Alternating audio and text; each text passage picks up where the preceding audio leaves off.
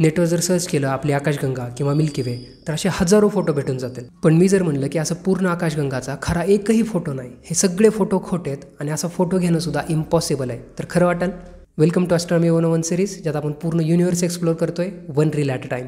ही आपली आकाशगंगा आणि असेच पूर्ण आकाशगंगा दाखवणारे जेवढे काही फोटो आहेत इंटरनेटवर अवेलेबल सगळे इलिस्ट्रेशन आहेत, कॉम्प्युटर जनरेटेड फोटो आहेत. कारण आपण राहतो इथं आकाशगंगाच्या ह्या छोट्याशा कोपऱ्यात. एखाद्या गोष्टीचा पूर्ण फोटो घ्यायचा असेल तर त्या गोष्टीपासून थोडंसं लांब जावं लागतं आणि आपली आकाशगंगा साईजला एवढी मोठी आहे की तिचा जर असा फुल फोटो घ्यायचा म्हटलं तर कोणत्या तरी एका साईडला जवळपास 1,00,000 लाईट इयर लांब जाऊन फोटो घ्यावा लागेल. आणि माणसाने बनवलेली एखादी गोष्ट जर पकडायचं म्हटलं तर हिचं नाव तुम्ही कमेंट करून सांगा. ही गोष्ट फक्त 20 बिलियन किलोमीटर लांब गेली आपल्यापासून. लाईट इयरमध्ये किती? 0.002 लाईट इयर. आणि आपल्या आकाशगंगेचा तसा फोटो जर घ्यायचा म्हटलं लाईटच्या स्पीडनं गेलो तरी 1,00,000 वर्ष लागणार आहेत. पण आपली आकाशगंगा अशीच दिसते हे कन्फर्म आहे. जिथं लाईट पोल्युशन एकदम कमी आहे, समजा ट्रेकिंगला गेल्यानंतर तुम्ही बघितलं असेल आपली आकाशगंगा आकाशात दिसते.